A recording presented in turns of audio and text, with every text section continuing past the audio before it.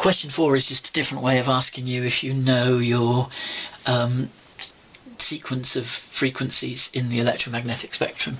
So remember, you have to know that you go from radio waves to microwaves to infrared to visible to UV to X-rays to gamma rays.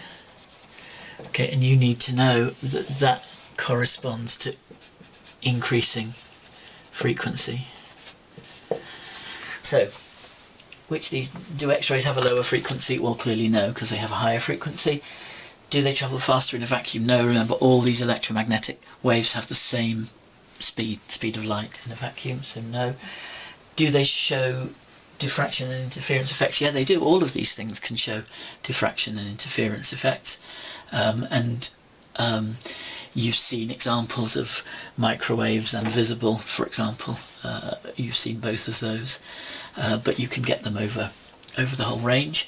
So that's not the right answer. It's got to be D, but you can just check that that makes sense, because remember, you know this relationship, which is on your data sheet, that HF is equal to the work function plus the maximum kinetic energy. Okay, that's on your data sheet. So that means that the higher the energy of the photon, in other words, the higher the frequency, the bigger that number will be. Work function is what it is, so that's a constant for a given metal, and therefore if this is bigger, then that's bigger, so therefore D is correct. So question 5 is about the classic double slit experiment. So this basic setup, and it's asking what we can do to increase the spacing of the fringes that we observe on the screen here. So that basically comes down to applying this equation, and it's asking which of these various parameters in this experimental setup is going to affect the fringe spacing.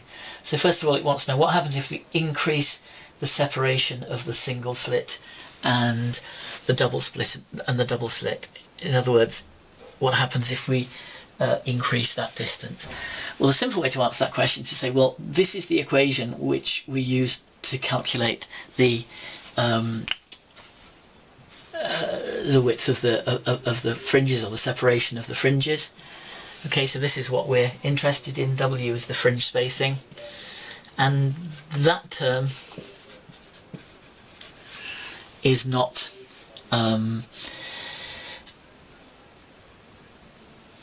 in there. So on the evidence of this equation, if we change that, it won't make any difference.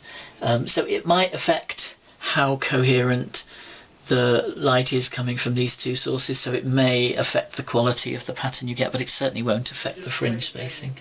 So the answer is no for that one. What about increasing the width of the single slit? Well, again, for the same reasoning, it's not going to make any difference because it doesn't come into this equation. It will affect the brightness, certainly, because it will affect the amount of light getting through, but it won't affect the spacing of the fringes. What about the distance between the double slits and the screen, which is this distance? Well, that does come into this equation because that's D. But you can see that because D is on the top line here, if you decrease D, you will also decrease W. So it will have the opposite effect. It won't increase the fringe spacing, it will decrease it. So that's clearly not the answer either. So it's kind of got to be the last one, but let's just check that's right. What happens if we decrease the separation of the slits? So that's this distance, which is S. And you can see that's on the bottom line here. So if we decrease that, we're dividing by a smaller number, and that gives us a bigger answer. So W will increase. So yes, if we decrease the spacing of the slits, we increase the fringe spacing. Okay, so here's the setup in number 6. We've got these two generators of sound wave, which are generating waves which are coherent.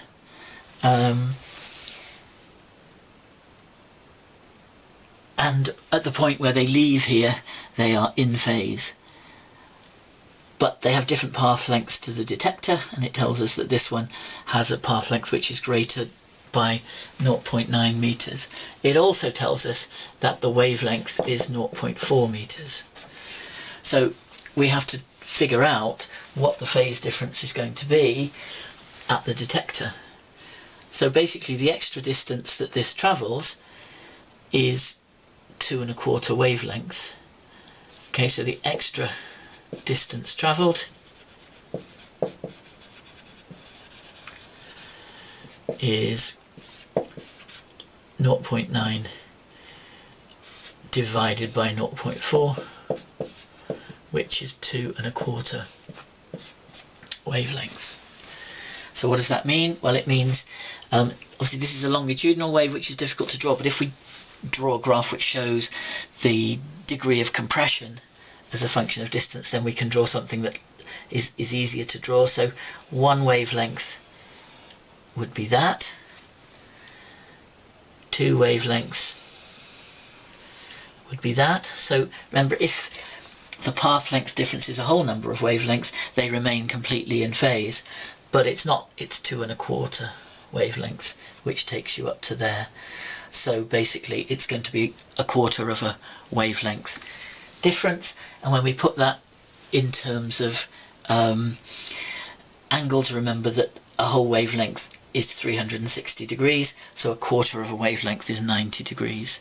So it's 90 degrees out of phase when it gets there, because the path length, because in effect it's 1/4 of a wavelength difference. So the answer is therefore C, which is 90 degrees. Okay, so in question 7, here's the setup. So we've got a pattern of bright and dark fringes from a double slit experiment, and it tells us that the central one is a bright fringe, and it wants to know what's the path difference between two waves which interfere to give the third dark fringe from the centre. So in other words, that's the first second, so it wants to know what the path difference is for that one. So remember that dark fringes occur as a result of destructive interference, and that happens when the waves are antiphase. In other words, there's a path length difference of an odd number of half wavelengths. Right, so you get bright fringes here where they have the same path length. That's 0 path length difference, that's 1 path length difference, that's 2 path lengths difference where you get the bright fringes. And you get the dark fringes where the path length difference is an odd number of half wavelengths. So that's half a wavelength difference, gives you that one. 1.5 wavelengths difference gives you that one. So 2.5 wavelengths difference in path length is the one that will give you the third dark fringe, and so the answer is C. Question 8 is straightforwardly a case of putting the numbers into this equation for the fringe spacing, but just being careful about the units. So W is what we're trying to find. Lambda is the wavelength, which is 600 nanometers. So that's 600 times 10 to the minus 9 meters.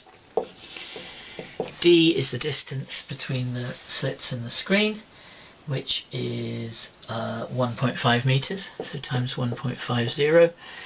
And S is the separation of the slits, which is 0.5 millimeters, so that's 0.5 times 10 to the minus 3 meters. Okay, so it's just being very careful to make sure you get them all in the same, because they're all lengths and they all want to be in the same unit, so if you put them all in meters there. So that gives you 1.8 times 10 to the minus 3 meters is your answer for W. But the ones we had to choose from are all in millimeters, so we've got to multiply by 1,000 to put those in millimeters, which gives you 1.8 millimeters is the correct answer, which is therefore D. So question 9 is about path differences. So rather than thinking in terms of frequencies and speeds, which are the numbers it gives us, we want to think in terms of wavelengths, because obviously those are the things that relate directly to path difference. So the first job is to work out the wavelength. So we know that C is equal to the frequency times the wavelength, and therefore lambda is equal to C over F. which is 30 meters per second divided by 50 hertz, which is 0.600 meters, is the first thing. So we know the wavelength. So what it's saying is, if the wave goes this way and goes this way, what's the path difference in terms of wavelength? So basically the total path here is, so if it goes PQR, the total path length is just 38 meters. If it goes directly P to R, the total path is 30 meters, which means that the difference in path length is just 38 minus 30, which is 8 meters. And it just wants us to know what that is as a function of lambda, which is 0.6 meters. So that's equivalent to 8.0 over 0.6, which is 13.3 lots of lambda, and therefore the answer is C.